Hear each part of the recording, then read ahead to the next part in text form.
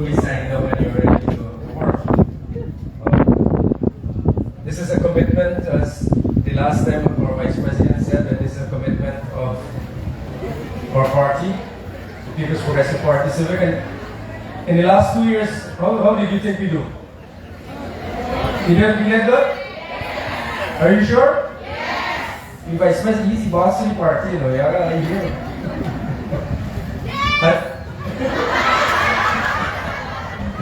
Alright, so very soon all of you are going to be in positions where you'll be ready to work. This catchment, Vice President, today we are supposed to be speaking to 1,100 persons. In total, we have 1,998 that have already registered properly for this program. And when we at first discussed the program, Vice President had allocated 1,000, and then he decided that Region 3 is way more populated, we're going to get more. So he doubled it to 2,000. So we have vacancies right now just for 2 persons. Alright? So we got to do a lottery to find out who these 2 people are that will get into the program. So this afternoon, we don't want to keep you very long, but let us invite our Vice President to speak. Oh, okay. Oh, so people want me to talk for a long way. But over the last 2 years of our government, I think that we have done tremendously well in this region as we have done in all other regions. And I remember when we used to be campaigning in Region 3, our faces didn't look so bright and sharp, and you know, all of you look like full lino and so on, right? That's all. Everybody's happy, and all the parents here received the 30,000 for their children. Anyone of you spend it out already? You know, last year some parents started doing the hair, and and we also made the Vice President the last time made some announcements in terms of how Region 3 is going to be evolving. And we are happy that you have decided to come on board formally with us to realize the dreams of the People's Progressive Party Civic and to work with President Ali's government to achieve these dreams. Yes? So today is very significant. This is probably the single largest employment scheme that we've had in Region 3 for a very long time. Vice President will share with you some additional work that he's doing and leading the government on in terms of the development of our region. And so I hope that all of you will take this, and to use some of the Vice President's words, take this program very seriously and don't see it as a means to an end. We also are doing quite a number of other pursuits or interventions in the region. By the way, you know the regional chairman, right? He just come around and so? No man, how you don't come around? Alright, and also Minister Indar, who lives in this area. Alright, so everybody's roads is fixed now, right? But you know, we're doing a lot, right? Y'all don't agree? And if we finish all this year, then we'll have nothing to do next year. So we gotta leave back some for next year, right? So like next year, the people, your road will be the newest. But our government has made a commitment that all the community infrastructure, we are going to do the heavy lifting. So you just have to give us some time and bear with us, work with us. Don't get frustrated, as some people do get frustrated. Because I notice when we make a road, suddenly people want sidewalk on the road. You all know that, right? Some of the community streets. And then they want concrete drains. And we employ, in this region, we have a few hundred enhancement workers. And every day they keep telling me, Mr. Nigel, people dumping garbage. And I know this area, this is one of the big issues that you have. Only a few days ago I had to speak to regional chairman to get the police involved. We got some videos of a truck dumping garbage in the Willem new scheme. Take pride in your communities, because Guyana is transforming, and just the way you look and feel right now, this is the way we want our country to look and feel tomorrow and in the future. So it is very important, the sense of ownership you have in your villages and in your communities, working with everyone. You also have to make sure that all the things that the president can't do in your community, you also have to help us to get it done. You agree? Yes. And always we have to have a positive message. Alright? Because you are now part of the wider government, so we have to make sure that we keep a positive message out there that things are happening. And everywhere you go, things are changing and looking better. Isn't that so? Yes. Yeah? So everybody is excited now to hear from the Vice President? Yes. Alright, so let's welcome him.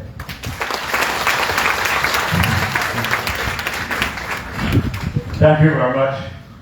So I'm sorry that we're a bit late because we were at Potential and we had an activity similar to the one that we have here now. And those people had a number of questions on community-related matters. So I did not want to rush off. I wanted to listen to them too. Over the past several months, you have seen a lot of people coming to Region 3. I personally came here now on 3 separate occasions to meet large groups of people right here. The sugar workers, we had community outreaches at which people raised a number of their concerns. And I also, when I came here the last time, I said I shall be back to launch this program, which we had started in several other regions. We thought that in Region 3, given its proximity to Region 4, that there'd be less of a demand for this part-time program. But when we had that assessment the last time I came here, I thought we had to change our view, and that is why we have upped the number of people to come on to the part-time program here. But before I talk to you about the expectations and how we hope you will use this program to upgrade yourselves, your lives, and use it as a stepping stone to bigger things, I just wanted to share with you a perspective from the national level about the challenges we face and how we are addressing those challenges. Now, you know, when we campaigned, we made several promises. And those promises were based on discussions with people when we traversed the country. They expressed those views that these were matters that were not being addressed. So many people in the 5 years of AGDEO, we had a massive loss of jobs. And that could be traced largely back to the taxation policy of the last government. In the 5 years, although it may not be visible to many, but those who have followed national politics and listened to the debates in Parliament from 2015 to now, would recognize that over 200 taxes and fees were increased. They're including the value-added tax and placed on a whole range of products, but more importantly on machinery and equipment that went into manufacturing, agriculture, mining, the forestry sector. As a result of these policies, a lot of people lost jobs. And so we lost 30,000 jobs, and then there were a direct closure of many of the estates. I just came from Potential. And in that area, the Wales Potential Canal area, they felt the impact the most because you had nearly 3,000 people who were working either directly at Wales or were working for the private cane farmers who supplied cane to the estate. They all lost their jobs. The land was given away, the factory shut down, sold off as scrap metal, with no regard for alternate employment for people. And so we saw a massive reduction in welfare People couldn't send their kids to school because they didn't have a lot of savings.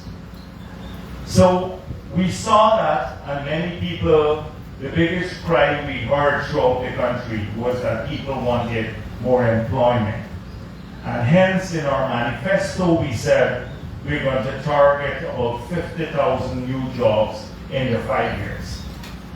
But apart from the 30,000 jobs that were lost before the pandemic, we had a bigger deficit. Because when we came into office, the country was shut down because of the pandemic. And a lot of people lost their jobs because of the pandemic. They couldn't go to work, like waiters, the waitresses, and the taxi drivers, and so many others who worked in service. So you had about 80,000 people who were not working and looking for jobs. So we decided immediately we had to, as soon as we got into office, and August 2nd was the second anniversary, just a few days back. But immediately we said we had to reopen the country whilst we were addressing the pandemic. And we had to address both issues at the same time, unlike some countries that were shut down totally. And we were vindicated in the end that that was the right policy, because we managed to address the pandemic. Our death rate on a per capita basis was lower than most of the countries that shut down, and half of that of the United States of America, which had the best medicine in the world. And so, but we reopened the economy. We were one of the few airports in the world that was kept open throughout the pandemic, and we started progressively to allow people to go back to work. And so a lot of the people who had lost their jobs owing to the pandemic, they managed to return to work. So we then decided we had to do something else in the short run, because we have a massive job creation plan for the country. And it involves not just the oil and gas sector and creating the infrastructure for that sector, training the people for that sector, which is what we're doing now, and decentralizing the oil and gas infrastructure so more of the jobs could expand to other regions. So in Region 4, where most of the facilities were based, like shore-based facilities to service the oil and gas industry, we decided we're going to now shift a lot of those infrastructure over to Region 3.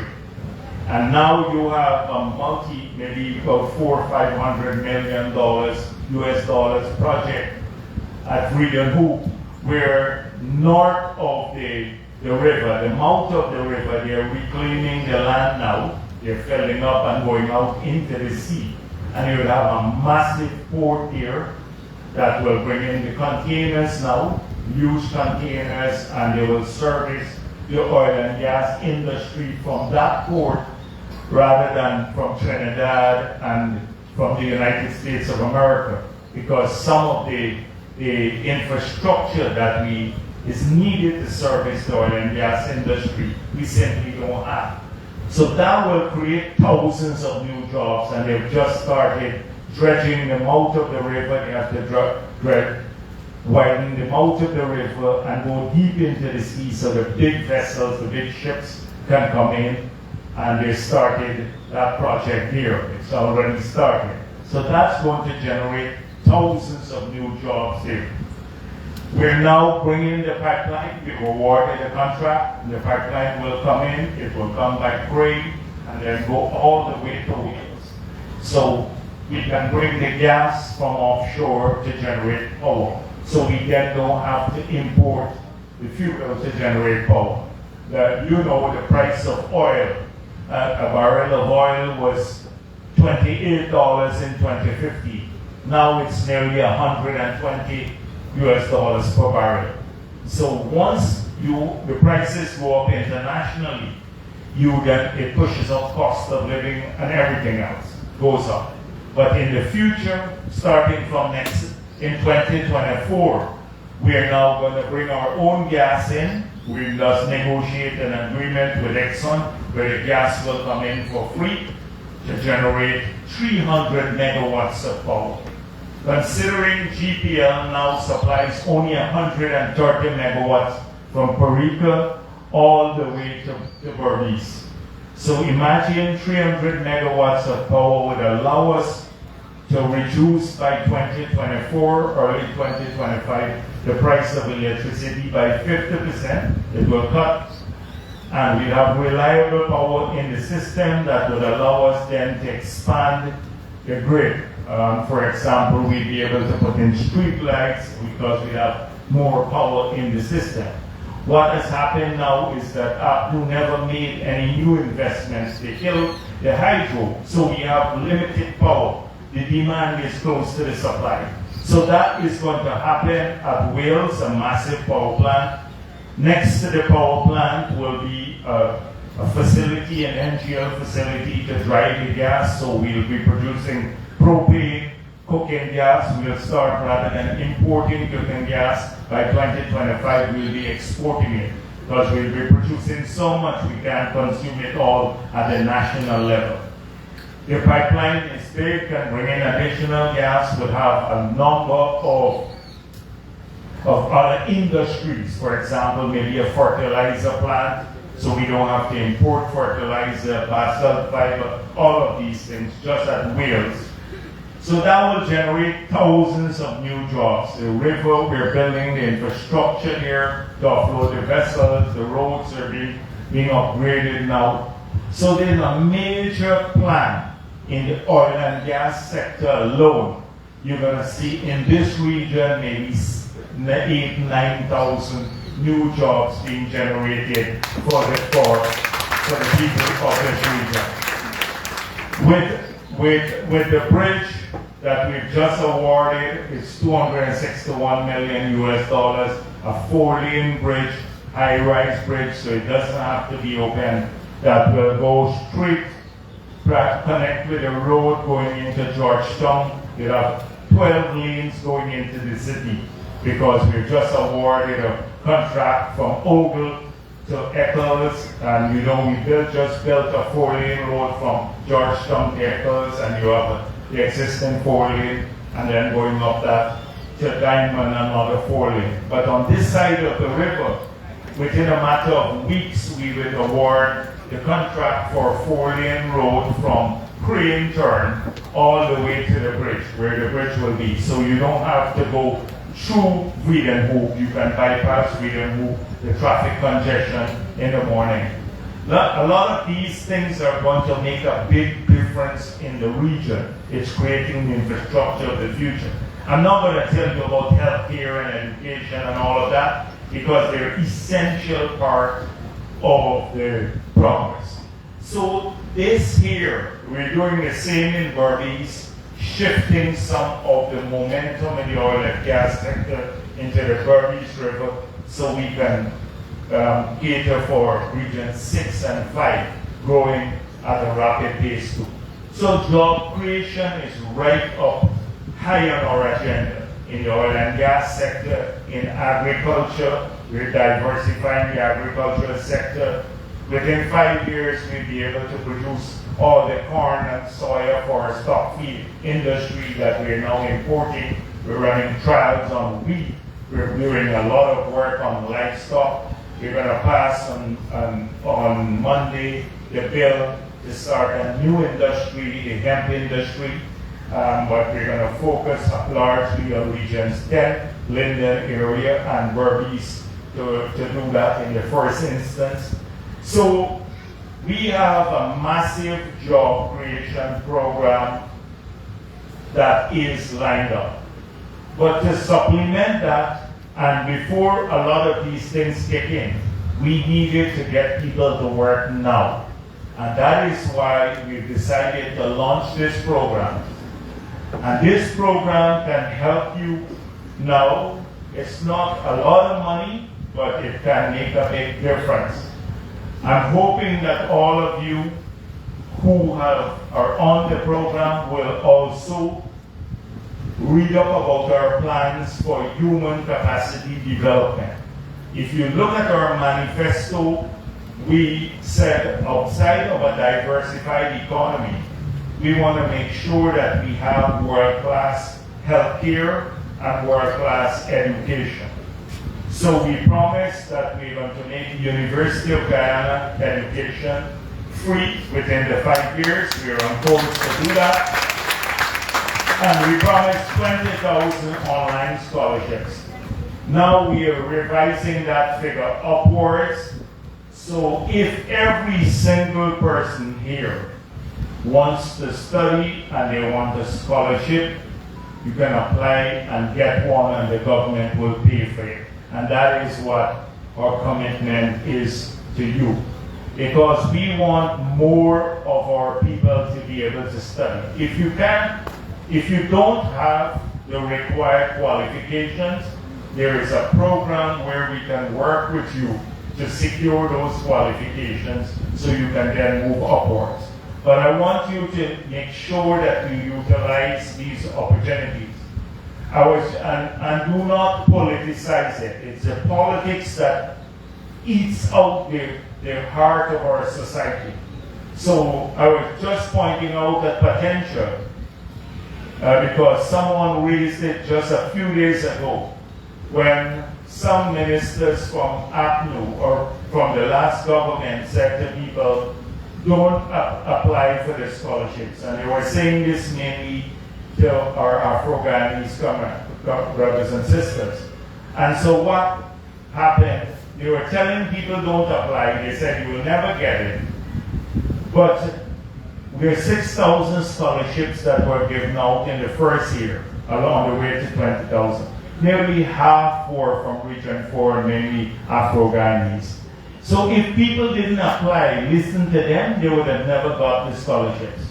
But the same ministers who were doing this, like Simona Brooms, for her 2 kids, they got the government, in the last government, to pay $30 million for scholarship for her 2 kids. And they were not Guyana scholars. And Annette Ferguson, who was saying this, she got a scholarship paid for by the government. Massive scholarship while she was a minister. So if you politicize things that are designed to benefit our people for selfish political gains, then people will never upgrade themselves. And I'm glad that people ignore them across the board, Guyanese, because that's what this government wants. We work for all of our people, regardless of who they voted for. And the thing is, people applied and they got through. And so all of you have a chance to get a scholarship and to progress. And you need to, your future, your progress in this life will depend on you. The government will support your endeavors, but you have to get up and move on your own. Don't fall prey to a lot of the naysayers. We have too many of them in our society.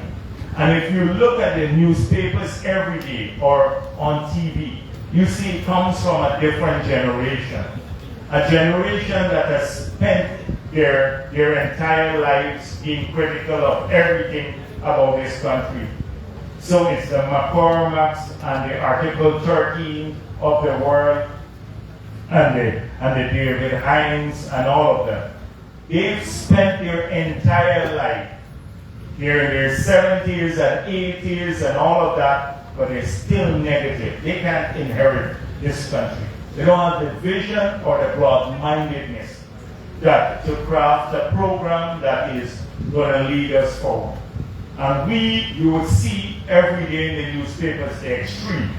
That Rice starts saying the Exxon contract is great, and then Benham and the others saying it's bad. And we are not going to go to the extremes, because good policy making requires you to listen to everyone, but stick in a solid, charted course. And that is what the PPP has always been committed to. And this has worked well. We took a country that was bankrupt and made it in 20 odd years, paid off the debts, and made it the most viable economy in this region long before oil and gas came our way.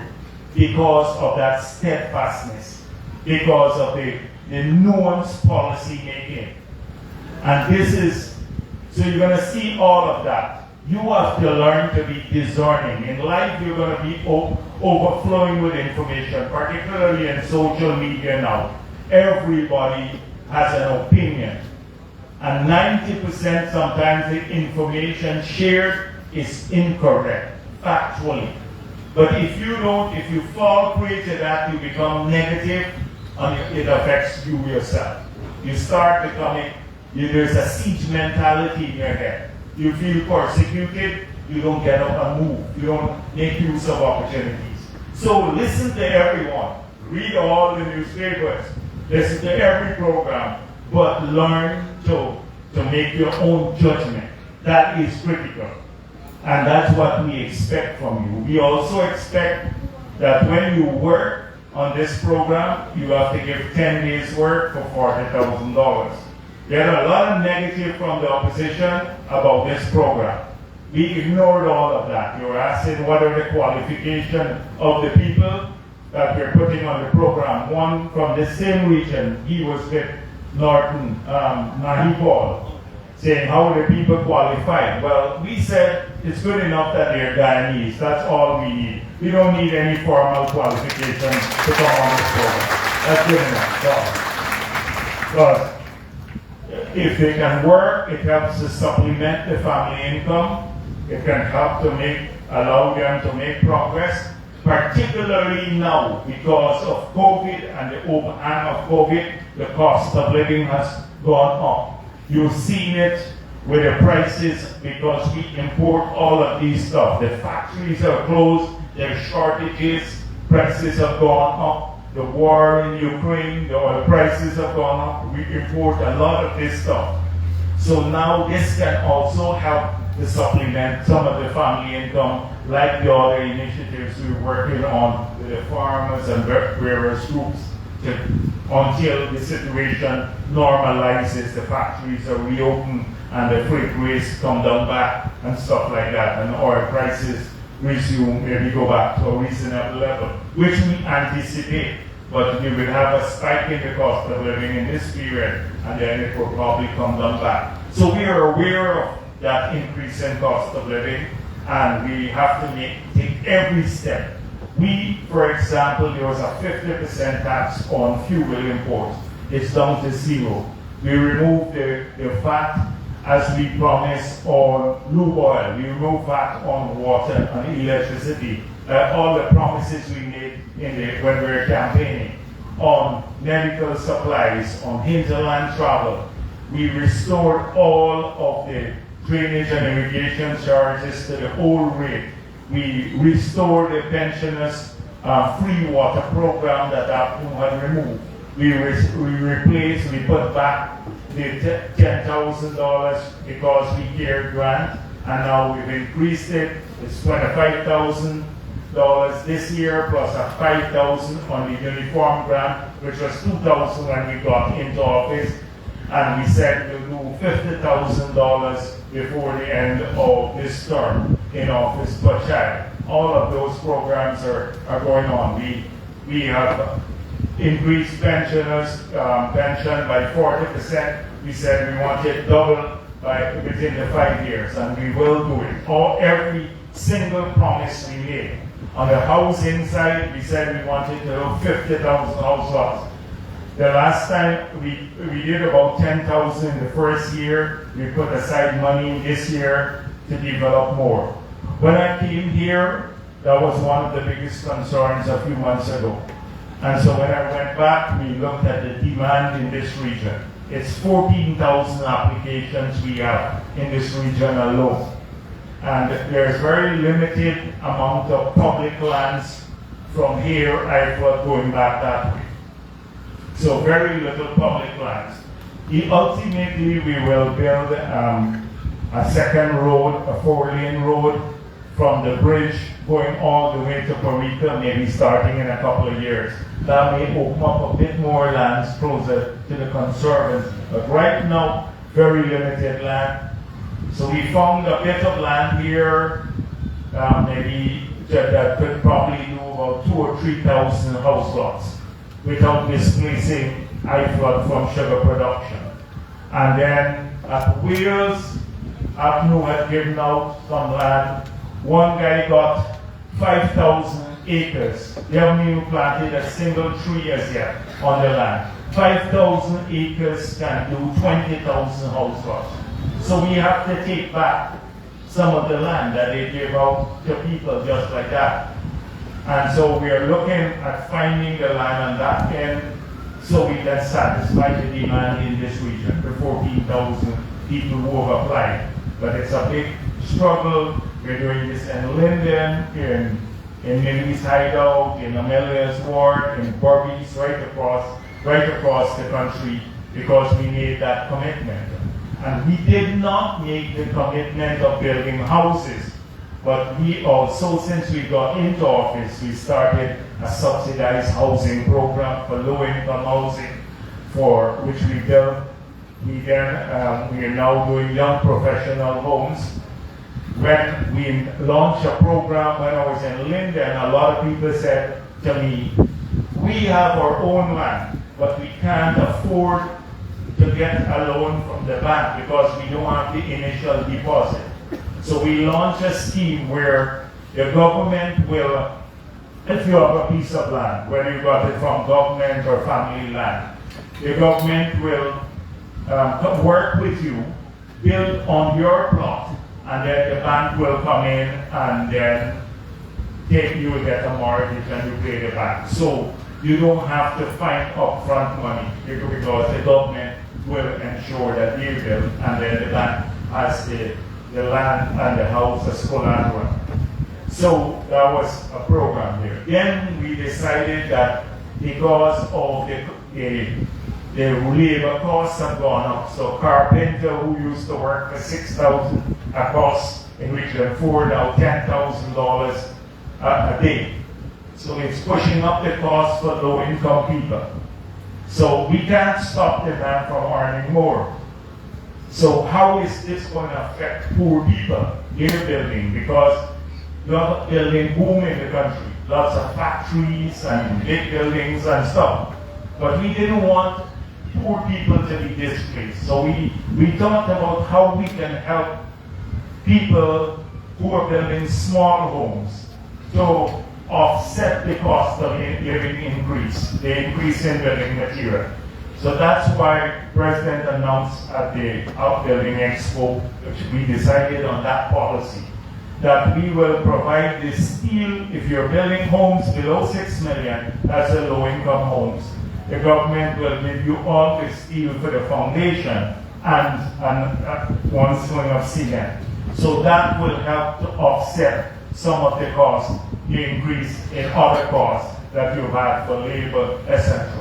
And then we will do that also. If you're building up to 25 million, you get some cement. The government will give you some cement, free cement. So we don't displace people at the bottom, because you can't stop the progress, you can't stop people earning more. But we don't want it to affect poor people, and that is why we are launching these programs too. So there are lots that we're fulfilling on our manifesto, on housing, on employment, on healthcare. We are now starting 6 new hospitals this year, 1 in this region, just a stone throw away from here, and upgrading this. And both will have like CT scans and everything else, operating theaters, 3 operating theaters right here in the region.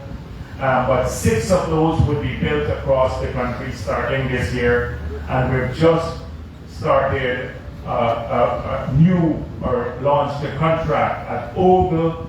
There'll be a major new hospital for women and children. It will be a world-class hospital. It will cost us over $170 million US. But any care that you can get any part of the world for women and children will be there. So if we have complicated cases of women and children, they'll have a specialized hospital now in Guyana for them, right at Ogle. And then we're upgrading the regional hospitals like Bartica, Linden, New Amsterdam, in the hinterland.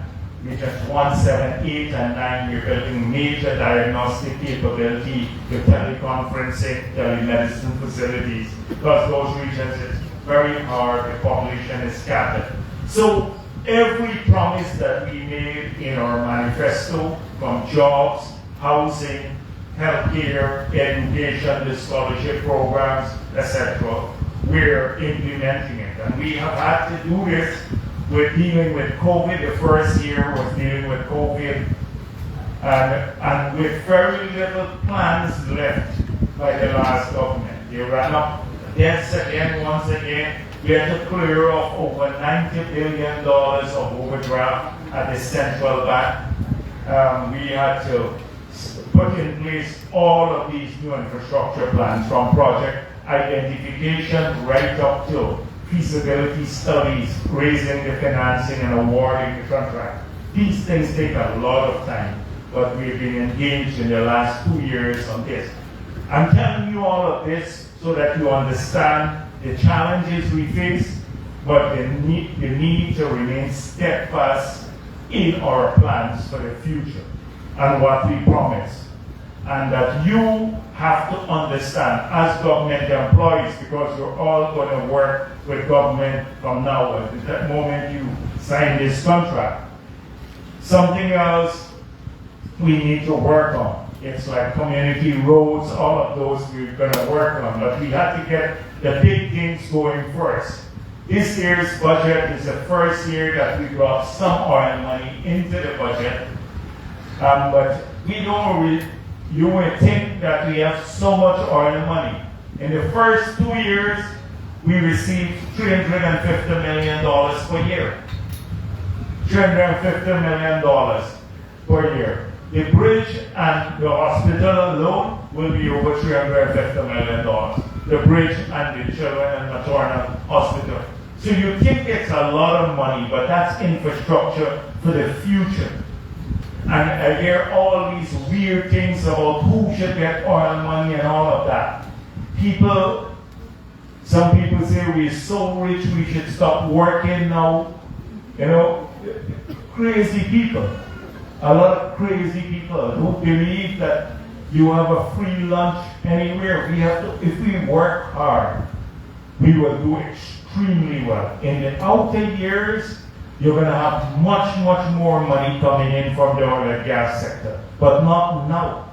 You have to manage things tightly and rationally. And that is what has been characterizing our response to the whole oil and gas sector. So we need cheaper power to get the industries of the future. We have 6 new hotels starting now. We probably have another 5 international hotels, 11, 12 new hotels like the Marriott. And that's going to be in the next few years. They need 3,000-4,000 people. The biggest cost is cost of power now to run air conditioning and all of these things in these facilities. The cost of manufacturing, the cost of infrastructure, port facilities. If we invest our money wisely, in the future, the returns are going to be great for our people. They're going to get good jobs, higher paying jobs, they'll be more qualified. But you can't squander this by eating up every cent that you have now. And so if you look at the 5 years of APNO on the capital budget, every one of those 5 years they spent less than we spent in 2014. And what is the capital budget? The capital budget is where you build roads, farm-to-market roads, community roads, highways, the sea defenses, structures, ports, power plants, etc. If you don't invest in that, then you're just running out of steam after a few years. You're not building for the future. And that is precisely the path that we're going.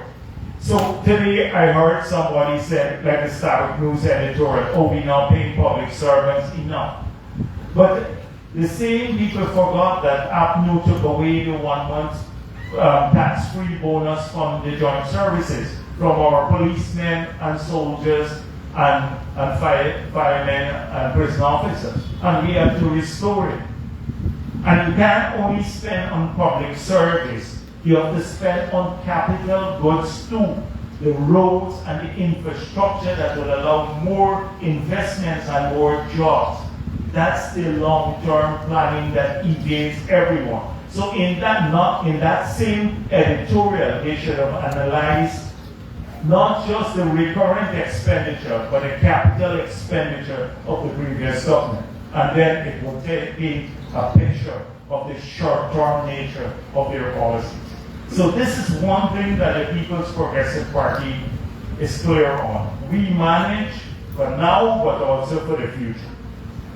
We manage for the future. And there is no other way if we want to prosper and don't become like a Venezuela, which used to produce 3 million barrels of oil per day. We're at 300,000 and doesn't have food now. People have to flee Venezuela because of the very same splurging and not having a well thought out plan. And we're seeing this around the world. So I expect all of you today to give your very best. I said to the others, when the biggest concern we hear from people, oh, when we go into government, people don't treat us well. You know, they always combing their hair, fixing their nails, the men taking a smoke outside. Well, don't do the same thing to people when you're serving too. The same way you want to be treated, you treat people that way, you know? So, because I hope you don't go and fix a nail or taking a smoke outside the men or take a drink at a corner shop. That's it. You give 10 days of work. It's not free money. And the 10 days of work is to help your community. We try to place you as closely as possible within your community. So whether you're helping out at a library, a daycare, a school, a health center, an NDC office, whatever, it's your community to serve in people, because we wanted you to have some income whilst you're studying or you're moving on preparing for a better job. So that is our expectation of you. Please give the 10 days work. I know we've already experienced a lot of people in some other regions. They're not showing up. You're only seeing them at the end of the month. Well, we are coming after them too. I already told Nigel, I thought the first month they complained that things are not settled. But later, you'd have to track that people are giving the 10 days work. You took a lot of flack from the opposition to start this program, so we need to make it work. Because if we fail on this program, then they're going to come back and say, we told you so. We don't want that to happen. Okay, so we're relying on you. So let's work and get this going, and then we'll come back from time to time and talk to you about how this is going. And as I said at the beginning, if you are pushy, if you want to progress in life, that's how wherever you are in the world. You know why people do well in the US when they migrate? Because when they go over there, they're hungry. They'll get up early in the morning when it's snowing and it's cold outside and go to a job. And they'll go every day on time to work, because if you don't go 2 times, you get fired. And they would work 3 jobs, and then sometimes that's how we get more income.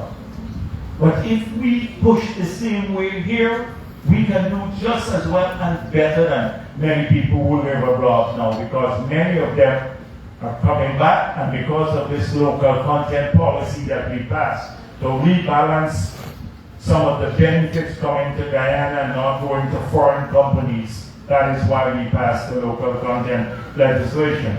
Now it's becoming more and more valuable to start Guyanese business, etc. So I hope that the same attitude will prevail, that we are pushy, and once you do that, you have the full support of the government. Thank you very much.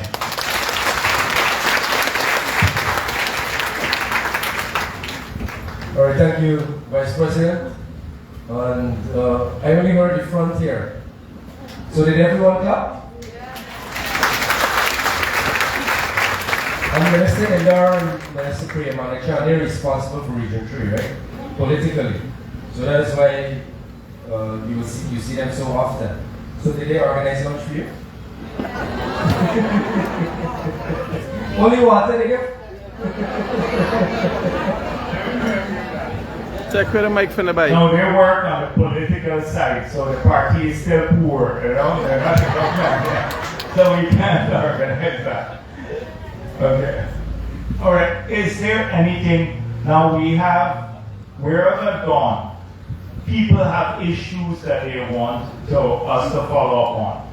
So we have the team here. We have a team of people sitting across here. Just look across here. If there's anything that you want me to follow up on, we can then, you just give them your name and number.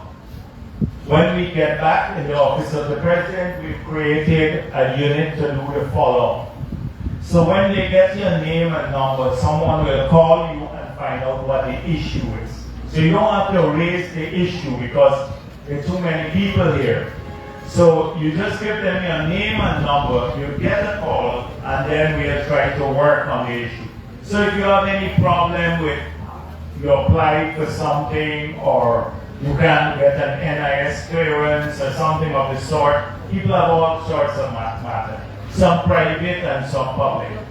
And including the roads too, because we are now doing a lot of roads in the region. But if you tell us about something, some infrastructure development that may be in a bad state, we can then send it over to the Ministry of Public Works and have them visit your communities. So please, if you want to do that, if you want us to follow up, give them your name and number. But outside of that, you're free to raise any issue if you wish. Yes, and you have the microphone here? Yes, this gentleman. So if there's anything you want to raise with me.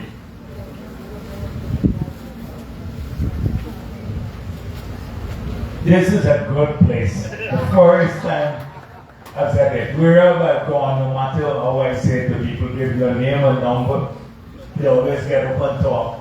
It's either one or two things. You're too timid and we need to shake you out of that. We don't want timid people. Or you're so confident you don't need and all your issues are resolved. So that's good. The first, the latter one is good. But if you're too timid to raise it, we expect you to be vocal about your issues. You must raise these matters. We have to give explanations too. We can't address everything at once, but we should give explanations to people. That's what government is there for. You have to explain how you're addressing people's problems. So, if you, this young lady across here, yes. Right, just get the microphone to her. Okay, you are. Yeah, yes, right. Good afternoon, honorable ministers. I am quite grateful for the initiative with the part-time job. However, like myself, there are many other mothers who took this opportunity because we want to help our husbands. Like we were saying, Diana, one hand can't clap. So we are taking the initiative and we are grateful for it. However, we have children that are quite smart and we don't have anyone to take care of them at home. But the salary that is given to us in the initiative cannot cater for daycare services. Is there anything that can be done? Well, if you have two salaries now, you should be able to take care. But listen. So, in your community, if you have one or two, three persons, say three persons from your community who want to start you have a daycare center or something like that. Then if you're working 10 days each, okay? Then that's a month. So one person can be assigned for 10 days. So three persons to be assigned. So we don't mind if you're working in a daycare assisting, even if it is privately owned. Even if it is privately owned, provided they don't charge the people double, the children. You understand what I mean? So if you can put together, they say 30 children in the village or the two communities where you're from, we can then get some of these people who were hired on this program to run the daycare for the others, so that the other mothers who are working, etc., can do this. You have to be creative. Huh? Yes, we can take and then let them work in the daycare. The idea is to get you to serve the community or children, etc. It is not to displace our children. So if you can come up, be creative in your area. Maybe all the women can get together in one area, find a place, and they can do that. Okay? Okay? All right. But in the U.S., women work too. No, they have two incomes, right? So we got to get more of our women to start working too. Eventually, this is just an introduction. That's why we have to get everybody studying, upgrading themselves, because we have such a small population that when all our plans get going, we can't have only the men working. We need the women too, because if we don't, we have to import quite a bit of labor from abroad. So we need to get more women in the workforce.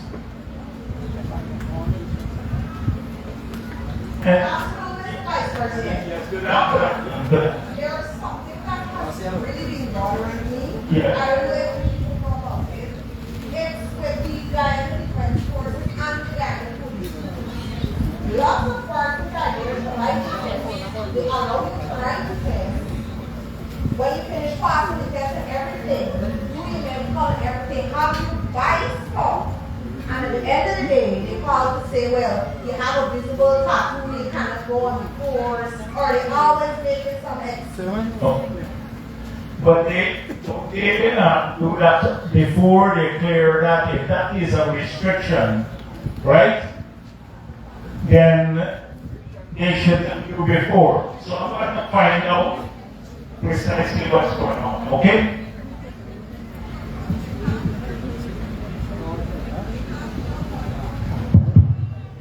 They are telling you, but they have lots of persons who pass the test, who don't have a tattoo.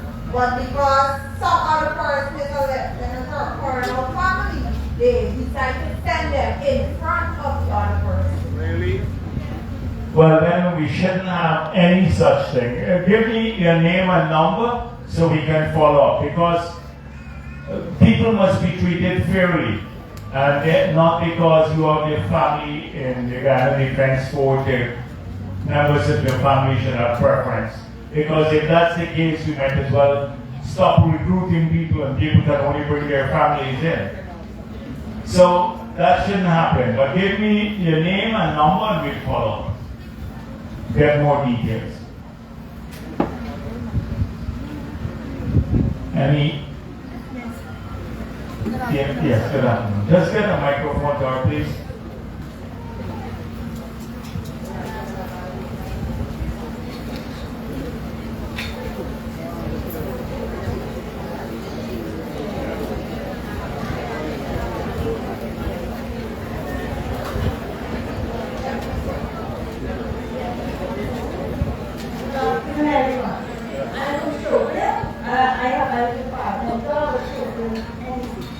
Well, I get to read the past school. When I turn up, they say that I have to go sit up in the room. But I have no problem. So when I went out there, I was So I thought the program was launched only 2 days ago. How come? No, last 2 weeks was Wednesday about here, and Thursday I had to go to the Really? These guys are giving us misleading information all the time from this region, yeah. A very new told me Nigel just 2 days ago this program was launched, and now No, sir. 2 weeks, right? I think it was Wednesday. I don't, huh? Not Thursday. They're not supposed to, because now people asking me whether they will be paid from the day they sign up. They're not supposed to, today was supposed to be the launch of the program, but they're doing this like they're doing some of them. Where is the RE?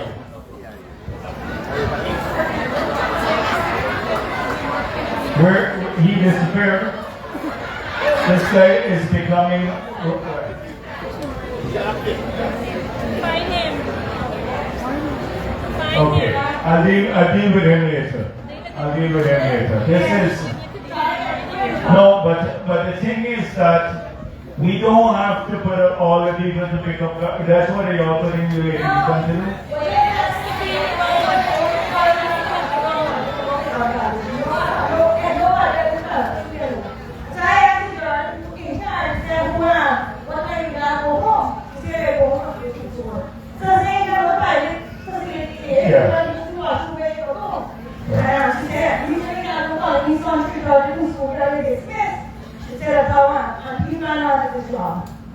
No. That is when we have officials who become too powerful. There are a lot of these people they behave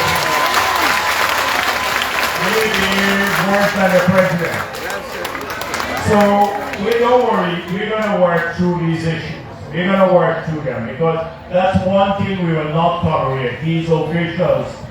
Because every time the PVP gets the bad name for anything that they do, we don't even know what's going on. Half of the time, they say, oh, the party, the PVP or something like that. So we're not going to tolerate this. Now, we need people to work, but we have to be humane and reasonable. We have to be reasonable. If it's women, they need to get place where they can go to a washroom and all of that. If we want to be flexible, if people have kids, we may have to be flexible to pick up the kids and stuff like that. Provided that they're actually picking up the kids and not going and lying at home to say they got kids and they got no children, you know? So also that, you got a lot of people like that who every day they got some excuse, you know, they get fall sick every day too. So we gotta be reasonable.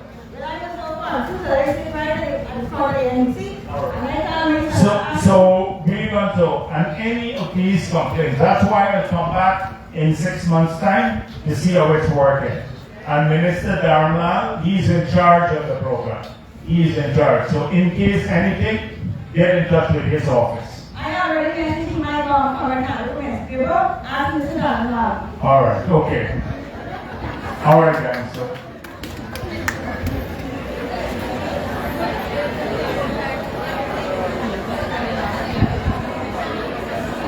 Yes, I never said, what you guys say? Listen, the last time we looking for you all the time, they give you a phone, we can't even get you with the phone. Where's the phone? We gave you a phone the last time. Yes, you did. And I thank you very much. But what happened to the phone? Come to the phone. I'm homeless. Somebody walking. You robbed me before? Alright, later we talk. Let me get the people first. Take that back. We're going to talk afterwards. We can get later, man. Collect the mic with people issues. You don't get your phone and you screw up your opportunity. Go find somebody else who want opportunity. Yeah, let me hear that story. No worry, we can get it you later. You don't screw up your opportunity. I wanted to help you. You say you're homeless, so we gave you the phone so we can contact you to come in for the help. You can't find me. Oh, Mr. Vice President. Look, they sent me a picture of one lady phone me. They phoned you and they sent me a picture. You then you disappear again. Mr. Vice President, okay. all I want to ask is that if there's anything you can do with trading. Our president for JAGDEO, I'm from Stoneville, for this little part-time job I have. And my doctor Tanika and the chairman Paul, I am so well treated, and I am assistant patient for going to see the doctor. So I am a single mom, and my kids are overseas, and I'm representing myself alone for 30 years. I am thankful to God for our president, and I just want us to raise our hands. Let us give him a nice prayer. I'm going to pray for him. All right, pray. At the end, we come and let you pray, right? We do God's business at the end, right? At the end, right? So, at the end, make sure she comes up back and pray for all of us, right? At the end. Good afternoon. Right. Good afternoon, sir. Good afternoon. My question is, I'm at the back, straight at the back. Yeah. Oh, right. Hi. My question is in relation to investment. my family and I, we applied for land to do logging to the Guyana Forestry Commission, and we have not, well, we keep calling and we're not getting a positive response. So I'm wondering if I could leave my name and my number or some contact information. Yeah, definitely. I can't promise you because a lot of people have applied for forest areas more than we have, right? Yes. But I can follow up, make sure you leave your name and number. We follow up and we'll get an answer to you one way or another. Okay? All right. Yeah. Good afternoon, everyone. I'm a enhancing worker from Melora, and we is 9 of us, and we are absent from time limits because the sun is very hot and we cannot rest. Yeah. Right? So I think we should get the task work and So which program are you on? it's the part-time job. This program? Yes. Oh, this program, not the other program. Beautification, cleaning the road and stuff. When you started?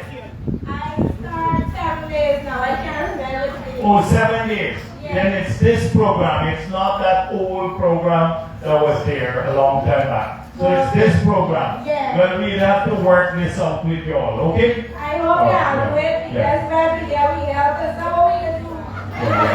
But here now, but it's only 10 days ago. You don't have to work 20 days a month. 20 days a month, you could do all the other things that you could do, right? Okay. Now, when that is the case, don't worry, we'll be flexible. We never put some women to supervise and stuff like that. And we like to get the time limit so that we don't have to have to run the whole day. Okay. All right. Okay. The time limit is 2 started at okay. All right. You want to set the time limit? You ever want to work with 10 days? Do you want to work 10.5 days? We have to work 20 half days. Oh, okay. Well, then, 20 half days. Well, then if she wants that, then that's fine. Once you work the hours, and then maybe we can work. We need to be flexible. This is not to harass people. This is to work with them to make sure they can fit in the community schedule, their own schedule. So we have to be a bit flexible. All right. And next day we have monitors, so we cannot go out in shade and then take it to the bus and say, we don't complain,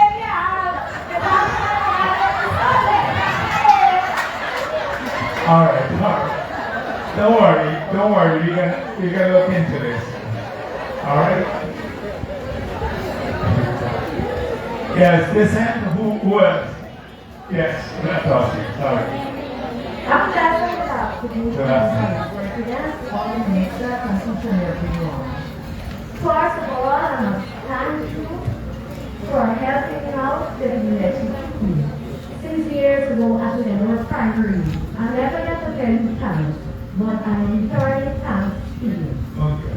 Secondly, I must say that I'm living in Stroudville at Northeast of this scheme in the 4th Street, right? There is no light. If I have to go home, I have to get a taxi or to walk around because around the thorn is very dismal. It's dangerous. So I can be asking you if you can put some light in the area. So Indar, they've been doing a couple of lights, so he can do this. But I don't like wherever I've gone in Burmese is a big issue. What I've done. So he's going to do something in your area, okay? But let's get a massive request. Right now, we have problems with the amount of power we have and the demand for power. We can barely supply people's homes. So that is why we would like to roll out a streetlight program along all the highways and in every community. In 2 years' time, we would have enough power to start lighting up every single community if we want. The streetlights within the villages, not on the public road alone, because we've been generating quite a bit of power. So later, we'll get that done, but in the short term, we can put in maybe a solar or something like that. Okay? All right. Secondly, I would love for my cousin's NIS, right? She's abroad. Now, she has all her contributions. And I turn and I go to NIS. All right. Give us your name and number. We'll follow up with the NIS. Okay? So just give us your name and number. You're welcome. You're welcome. Yes. Yes. Good afternoon, Vice President. Good afternoon, Honorable Minister. My concern is, I'm from Cushion. My child attends Cushion Primary School. The school have 800 and something children, and there are not much space for the children to be in. There are like 3 classes in one room, and they're parted with blackboard. And it's very difficult for the children to put their bags on the bench. They have to put it on the ground. And it's So Priya is just telling me this is part of the program to build a new school. Okay, Priya. But that may not start this year, probably next year, sometime next year. Okay, but their plan is a new school. We have to build a lot of infrastructure, school infrastructure, and we're going to start looking at paving the roads going to school, the school ground. Eventually, we have to get through all of this so our children go to places that are secure, clean, all of that. So we are now focusing on a lot of the big things, getting the big infrastructure, but we are very, very conscious that we need to come back and fix the very little things that affect people. The road in front of their house, the drain in front of their house, because sometimes the NDCs don't do much. And then the school compounds and the hospital compounds and all these places. So people have a better experience with government. But we've been caught up with managing the pandemic, getting the big programs up. So we trust me, that's an important. Our children, top priority for this government. Okay, welcome. Good afternoon, Mr. President. All right. I have a lot of questions. The reason why is for the last day. Yeah, it's been almost 140 days that no work was done on site. Yeah. The deadline was prepared by the Ministry to send the cabinet for approval. And since then to now, no more practically talking in this. Who prepared the addendum? It was prepared by the Ministry of Public Works. Public Works in there.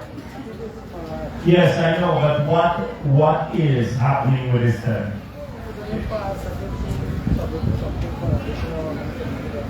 Yeah, but the thing is that we need to get the matter resolved. It's been long outstanding. We need to have a clear position on it. It's either if we give the approval for the additional work, we have to pay. We have to measure the work, we have to pay for the work done. If we have any issues with quality, then we deal with that separately. But this matter has been going on too long, and the people of Leg 1 can't get the benefit. It's the people there that we're concerned about whilst we're lingering on this matter. So it's one way or another, definitively we have to address it. Definitively. It's just that people drop their issue and nobody addressing it. We need to fix it one way or another. Right? So we will make sure, I'm going to follow up. Public Works needs to tell us what is the position. Okay. Mr. President, it's about $80-something million in major work that I finished that the government will agree. Yeah, so they came, they measured the work, you said. But that's it. So what I have to find out what happened. Do they have an issue with the quality why they're not paying, or is it just that the ministry is unwilling to move forward with the project? The thing is, of course, when this contract tender, they have paid for 80 feet of concrete pipes.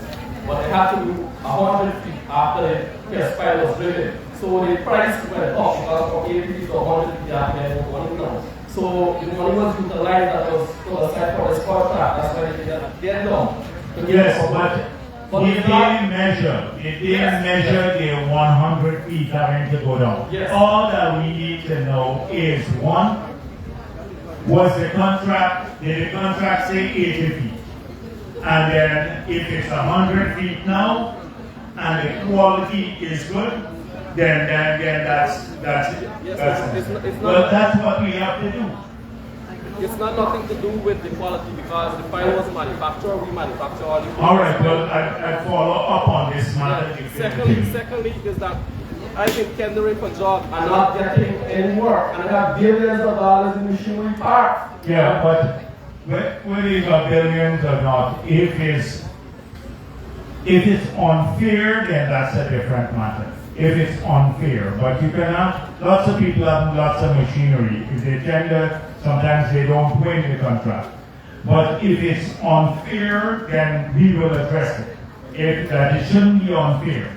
Okay? Yes. That's a different matter. Yeah, the thing is that I know the procedure of fulfilling the criteria is an evaluation criteria. We fulfill criteria, we're the lowest bidder, and still other people keep getting the job. I suspect that what is affecting it is because of the issue with the selling. This selling dated back since afternoon time. Yes. It's not recent, not under the PP. And we had some initial problems with that contract because the people in Leg 1 were complaining that some old material and all of that sort of use. You recall that? Yes. So this is a contract that dates back to the APNU period. But one way or another, we got to get this thing completed for the people in the island. Right. We can't talk. So we'll follow up on it. We'll follow up. Right. Okay. All right.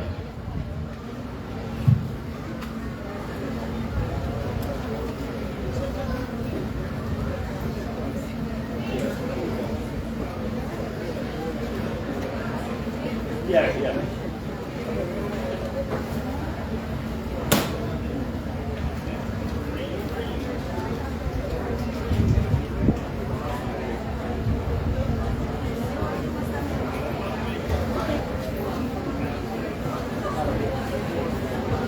Good afternoon, Vice President and Honorable Minister, and to everyone else that is here. I'm thankful for the initiative. It is a great one. It will help me a lot. But at the same time, I have a child that is go to elementary primary about a year ago. And I see an idea of going to the school and selling. So I went and I asked the headmaster, and the headmaster said, no, if you want, you could sell outside. So I still brought the opportunity, and I put a little structure on the road, selling, but every time you leave something inside, thief man go in, take out everything. Yeah. So I'm just asking if I could get to go into the school. Yeah, but I don't know that's a prayer. You see, I try not to deal with the selling at school and stuff like that. Deal with prayer management, but you see, the schools have policies too. I don't want to sit here and change the school policy because the PTA should be involved in it.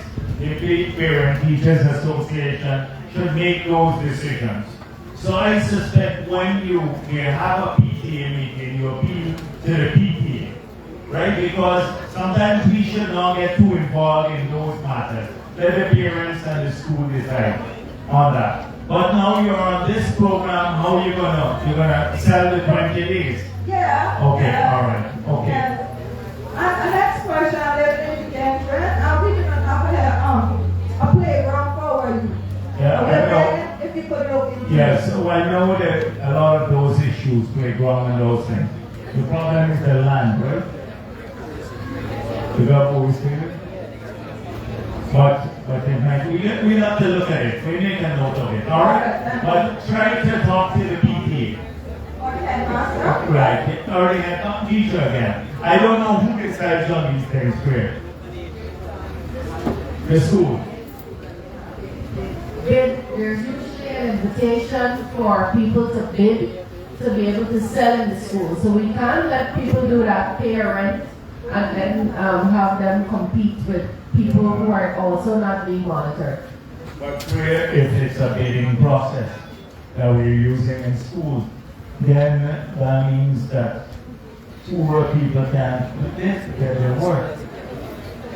Only if they have their own canteen, but then we shouldn't, because if you did, then the richest person to them.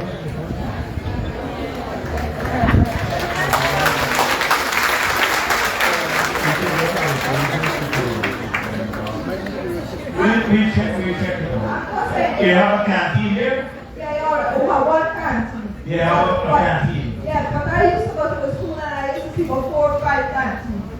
4 or 5 canteens? Yes, but I used to go as a little child. Alright, okay.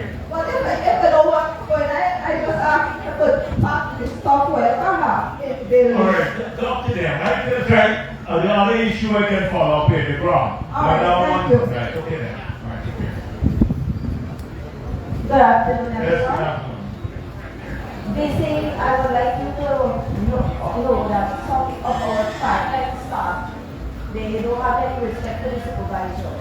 They will just walk off when they feel like, come back when they feel like, and if they tell them that is not right, they take the next day out. And they come back the day after. Alright, so as I said before, we expect 10 days of work. And things will, it just started, so things will have to change, you know? Some of the things, as we go along, all of these things will improve. So it's because it's a new program, we're going to have a lot of the teething problems and stuff like that. But as we go along, we resolve a lot of these issues. Okay?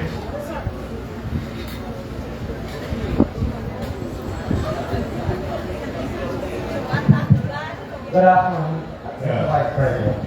I do feel that's been bothering me a while now. Going down the area, farm area, the big truck them that's working on the seawall. Well, when they come out, they leave a lot of dirt on the side of the road and so. It's really difficult because a lot of workmen so I have to watch it every afternoon. Dirt on the roadside, you don't tell NBC to do these things, huh?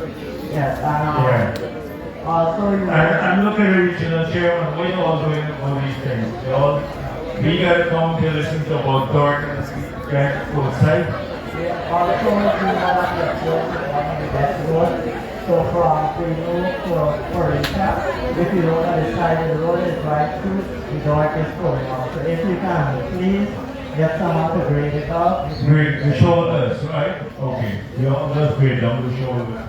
Yeah, that's all. Thank you. Yeah. Yeah. Yes, go ahead. Oh, someone at the back here first. Good afternoon, sir. I'm a single parent, and I live at Windsor, and I built a house on the resort. The belling ground where I live next to a belling ground. And the belling ground full of birds. People robbing, people every night there, raping, all kind of things passing. So I asked for the NDC if they can please look in and clean the belling ground and take out the bush then, so just when things are stop there. Yeah. Because I'm a single parent, I have to turn, I work a part-time job with the part-time job too. I just left my children and own a house. And it's very dangerous for my children. But really, you all got to deal with this issue of region, clearing bush and stuff like that. We're trying to find the big things. To fix education, health, getting more jobs, greater security. If we got to spend all our time on addressing clearing bush and water the roadside and stuff, we wouldn't be involved. So make sure that you all focus on these.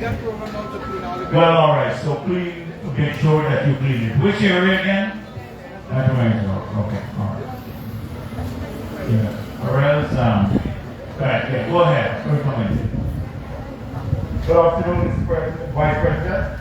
Good afternoon, everyone. My name is Jason Blair. Originally, I'm from Bordeaux, but I came over here to see a lot of good things done. 2006, I came here and I joined the Islamic Council where I was a student at the Islamic Institute, putting everything together I joined in the community development program, many programs before. And I am very pleased about this program. I don't know what anyone say. My family friend here, Mr. Nigel Darmla, I know him very well, from Burmese. I saw him during the time of the election campaign. And he asked me what I'm doing here, so I said I come to hear what you are saying to our people here. However, I have two concerns. My concern is that I am a differently able person 21 years ago. And since I'm in that condition, I have never got nothing significant. Nothing significant. What I have is a little disabled left tension. That's what I have. And if I trace back, it's about 3 or 4 years. It hasn't gone up. It's public assistance. Public assistance is all. On point 2. Right. So it's all you have is public assistance now? Never had public assistance yet. You didn't have it? No. Well, then, recently, right. So what, we will try to help you, not just for that, but see how else we can help you. Give us your name, make sure that they bring it to my attention. Okay? I will pass you up. Nigel will get in touch with you. Thank you very much for that part. All right. Part 2. I have been engaged also in this development program. Yes. I'm living in Port Newton, and I'm living in Long Down, Port Newton, which has been long time ago. We haven't got any development there, not much. Long Down has a very big one, like a pond. I don't know if they're looking into it. All right. We make a note of that. What were you doing at the Islamic Institute? I was studying Islam there. Islam. So, yes. Like maybe you said some work, community work. Yeah. I'm doing community work almost since I know myself. All right. So yes, well, you come and see us. Thank you very much. Point 2. All right. Short, very short. On this very program, if there's an instance whereby someone of the person engaged in the program has an injury or so, how would you answer that part? Well, this year you have one deduction. You're not paying tax, but NIS. Okay. An deduction. So anybody who is on this program, you'll deduct some money from you at the end of the month, but that makes you eligible for NIS benefits. So if you have any injury or like you fall sick, you can get NIS benefits. Okay? So it puts you into the system. Okay? Okay, thank you very much.